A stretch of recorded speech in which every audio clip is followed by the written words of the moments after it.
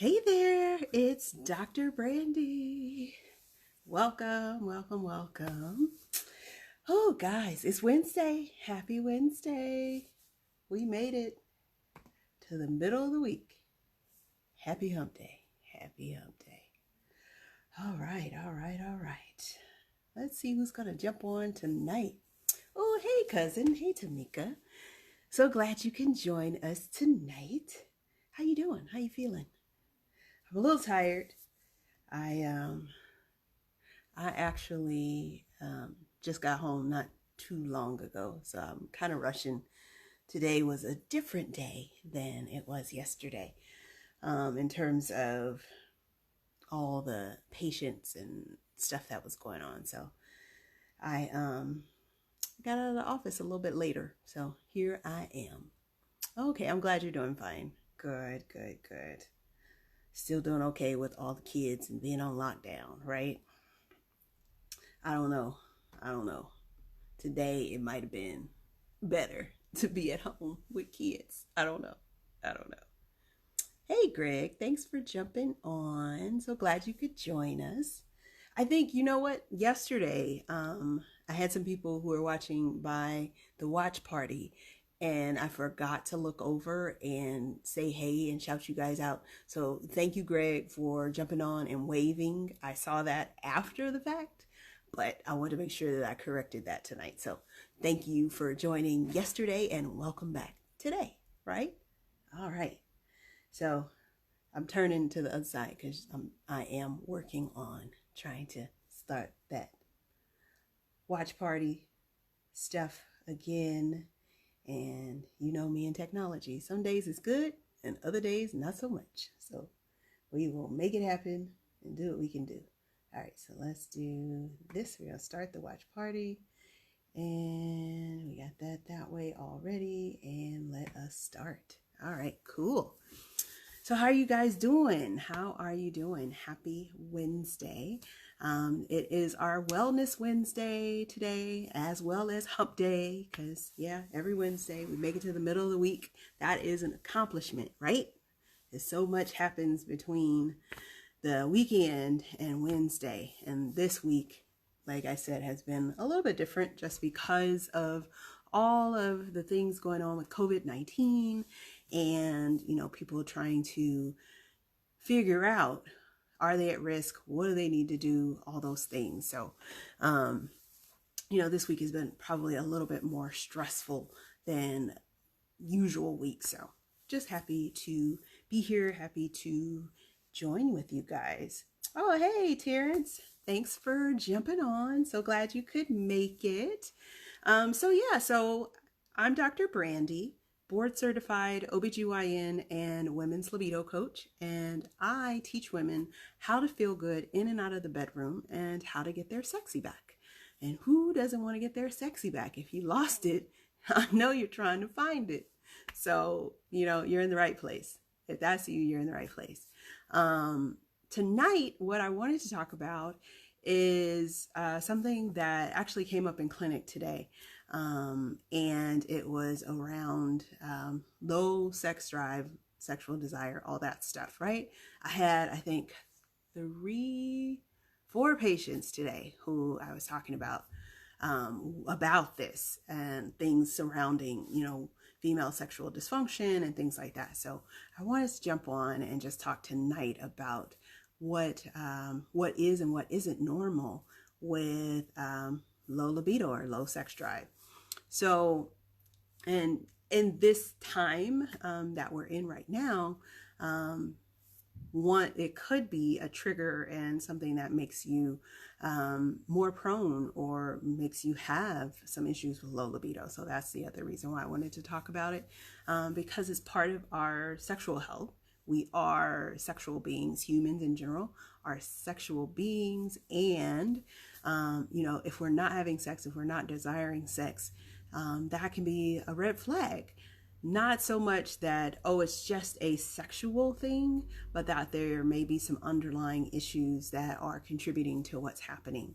And so, you know, in general, when we think about low libido and low sex drive, we are thinking about, just the desire, the thoughts to have sex or having fantasies or different things like that. And for women specifically, a lot of times we are just kind of all in our head here, and we are not paying attention to the different signals and things that our body gives us to say, hey, maybe you do want to have sex. Maybe you are interested. Maybe you are open. Because we have so many other things that we're trying to juggle and keep going that we forget about that part of ourselves. So that's another reason why I wanted to come on tonight. So one of the things that I wanted to talk about was, is low libido normal? Is low sex drive normal? And what I'll tell you is that it can be part of the ebb and the flow of sexual desire. So, people are not always up, up, up, up, up, and people are not always down, down, down, down, down, unless they have been kind of in this cycle of things that are continuously keeping that sex drive suppressed. But usually there's kind of this roller coaster effect. So sometimes it's low, sometimes it's high, sometimes it's low, sometimes it's high. Excuse me. And there are various reasons why. So probably the number one reason that I see with my patients and my clients is fatigue, just being tired. And that can be fatigue because you are, working two jobs and you're trying to do your side hustle and your 9 to 5, and, you're raising kids and trying to be a good partner and a good daughter and all these things. So you have so many things going that you're just, at the end of the day, you're just super, super tired, and, you just don't want to have sex. And I know plenty of women who are that way. I know I can get that way because I will push and push and push myself until it's just like, okay, I'm falling into bed, and that's all she wrote. And so that's one of the reasons why your sex drive will just tank and be gone. Especially if you're not replenishing yourself and sleeping and getting appropriate sleep and eating appropriate foods and healthily and getting out and exercising and moving your body, you are setting yourself up to get some changes in your hormones too that will show up as that low libido. All right. So first thing, fatigue. Nothing that is complex about that, in the sense that, okay, you're tired, you don't want to have sex, and it's kind of this balancing. You're looking at the scales like, do I want to have sex? Do I want to go to sleep? Do I want to have sex? Do I want to go to sleep? And a lot of times sleep will win out because you are thinking ahead about all the other things that you have to do to get done the next day, for the rest of the week, all those things. So you're just like, dude, yep, sleep. That's going to win out tonight. So that's one reason. Another reason that I see is just that women, specifically women, can get bored. And we don't necessarily recognize it as boredom, but we can get bored. So, if you're doing things and you're kind of doing them the same way every time, there's no novelty, there's no newness and excitement to it. And so you're in this rut, and you're like, okay, well, I'm doing it because this is what I always do, but it's not necessarily enjoyable, and it's not something that you're looking forward to. And you're just like, I can take it or leave it. If it doesn't happen, I'm cool. If it does happen, well, let's get it over with, right? So that's the second reason. You're just bored. And so if you're finding that you're bored, there's some things that you can do about that. There's plenty of things that you can do to help to up the ante and up the excitement level. And it doesn't have to be anything, out of your wheelhouse. I'll say it that way. So you don't have to do anything that you're not comfortable with. You don't have to do anything that is, just totally out there. You can do some simple things to help to get out of the routine and the rhythm, right? Right. So then another thing that can happen is that you are hung up in your head about how you look and your body image. That's a big one too. A lot of women are, whether it's in the bedroom or not, a lot of women are very critical of how they look and their bodies and their weights and their shapes and their sizes. And they're looking at other women like, oh, how come she can have this and I don't have that? And we're very critical of our bodies. And so when it comes down to being open sexually, we're kind of shut down. We're kind of like, yeah, no, I don't want anybody to see. I don't want anybody to touch. I don't want anybody to be involved with me that way, in that close contact and that close of a space, because we're afraid that we're going to get rejected and we're going to get, somebody's going to make fun of us or tell us that they don't like our bodies and things like that. And one of the good ways that you can overcome that is just to get comfortable with your own body. It's yours. It's yours. Love it. Love on it. Have you ever, how do I want to say this? So if you are talking to like a 3-year-old, and a 3-year-old comes up and they show you something, or they're telling you something that's so super exciting to them and all that stuff, you don't shut them down and tell them to shut up and go sit down. You don't tell them to go somewhere and stop being stupid. You talk to them in a sweet voice, you get down on their level and you kind of nurture them and you talk to them in a nice way, right?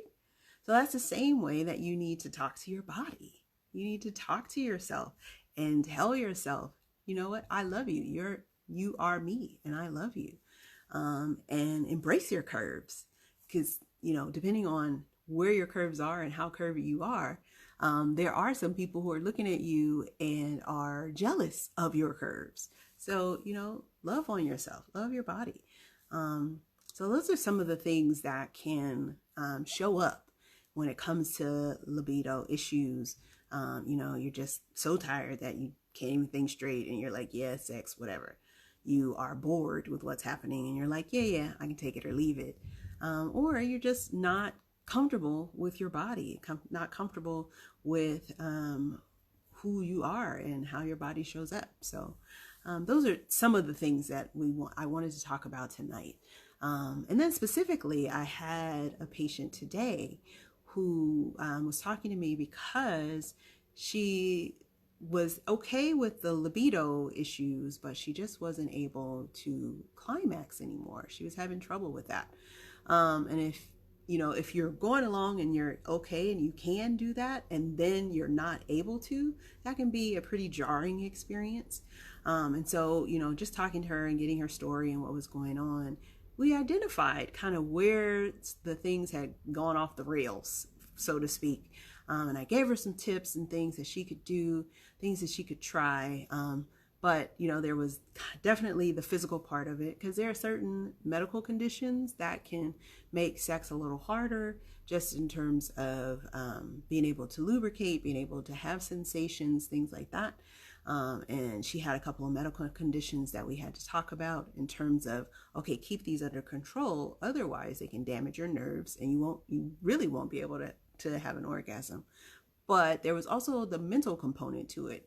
And as you know, I look at the physical, the mental, the emotional, and the spiritual when it comes to issues of sex and desire, because they all play a part. There's a complex interplay of all of those things, and you have to address them all if you want to help somebody long term. So we talked about so many different things. And at the end of the conversation, she had hope about what she could do. She had hope about this not being something that is going to be her story for the rest of her life. And she was able to move forward, just even in her mind, just to know that there is help. 1, that there's help.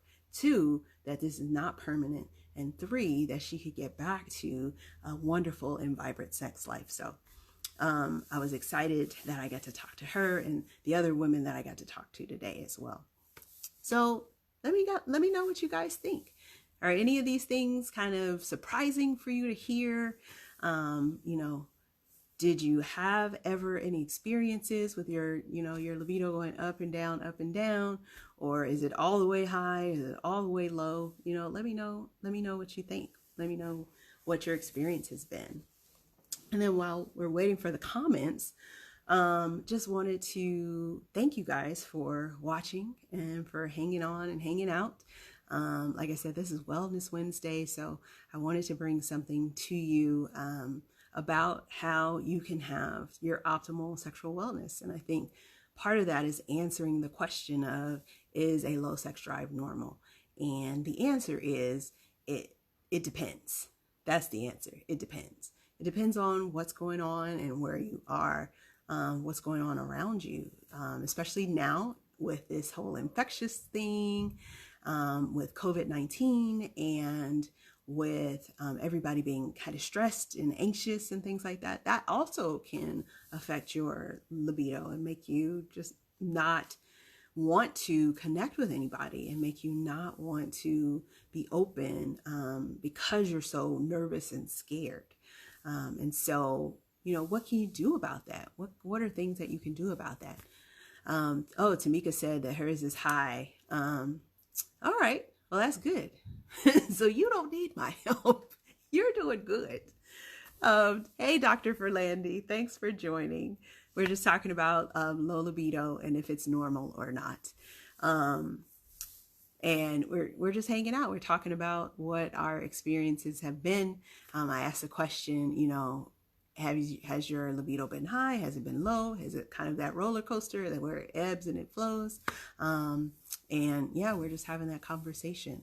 But yeah, so this is a time when there's high stress that you can get some issues around sex and libido and being intimate and sharing because of the high anxiety states that we can be in and the people that are around us can be in.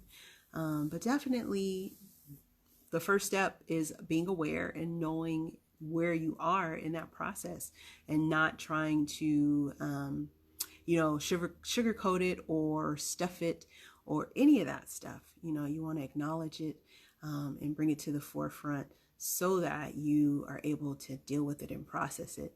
And specifically, if you are in a relationship with someone and you're noticing that you're kind of pulling away or anything like that, you want to take a step back and ask yourself, why? What's going on?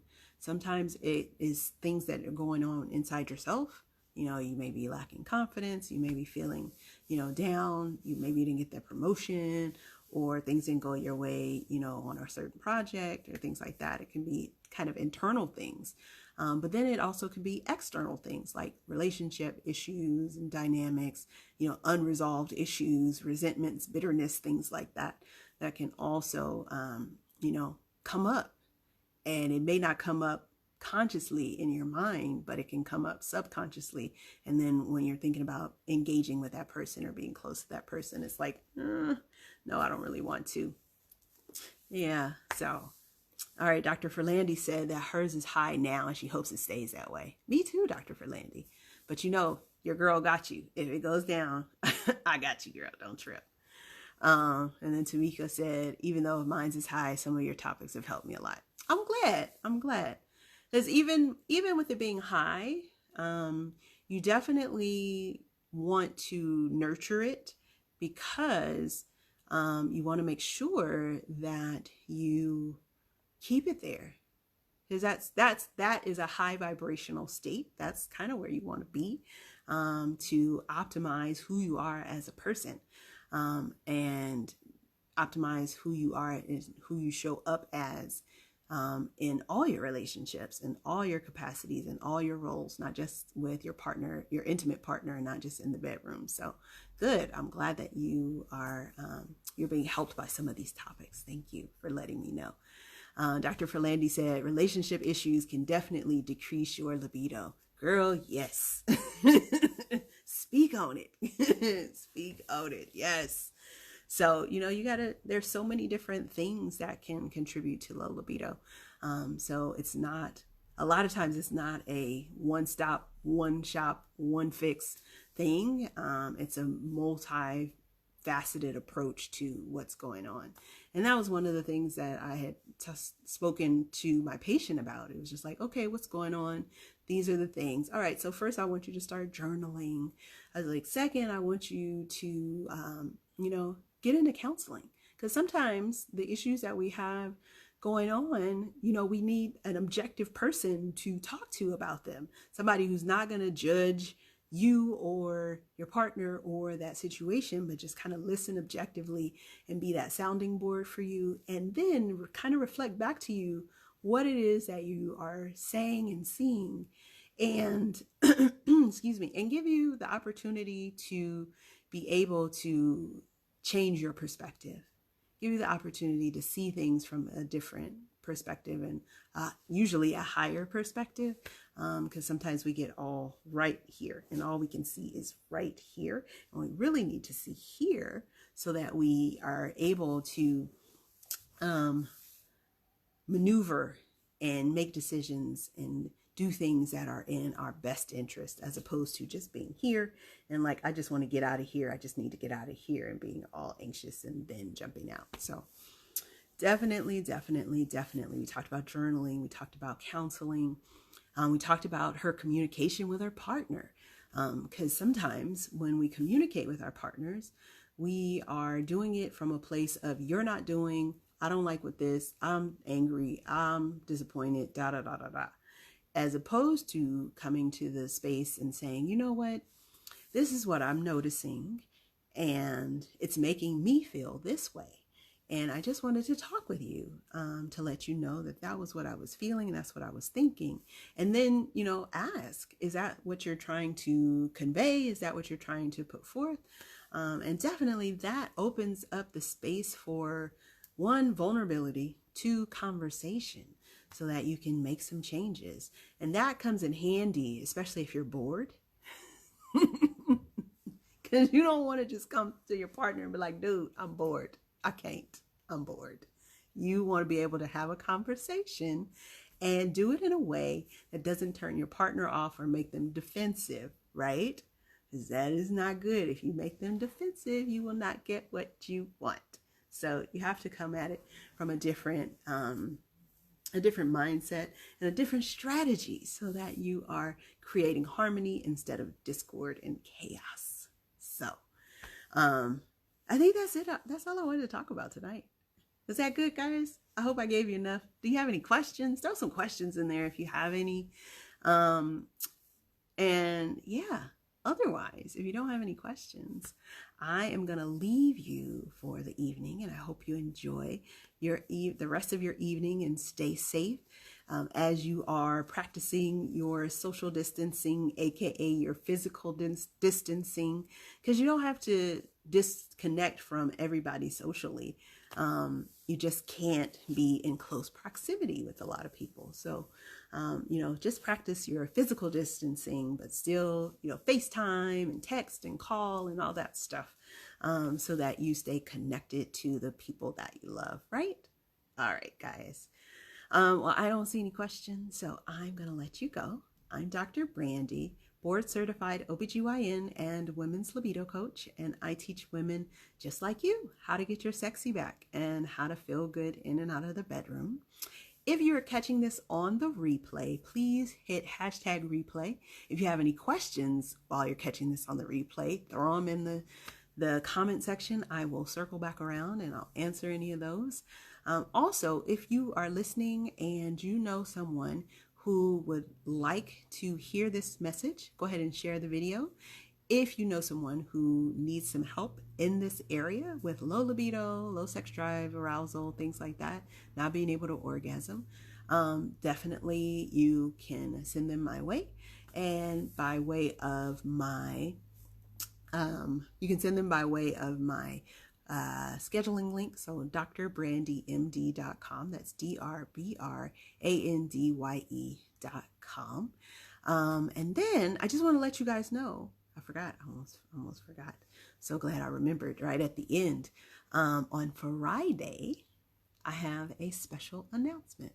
So please tune in. I know we don't normally go live. I don't normally go live on Friday, But Friday, I'm going live, and I'm debating whether or not I'm going to do it at noon or in the evening time around this time, 7:30. So put in the comments. Let me know. Do you prefer like noon, 1 o'clock time frame, or like 7 o'clock in the evening? Let me know. Let me know. All right. All right, guys. Oh, hey, thank you, Dr. Ferlandi, for putting that in there. It's drbrandymd.com for the scheduling link if you want to get on and get your free strategy session to figure out how to get your sexy back. All right. All right, guys. Take care. I'll see you later. Bye.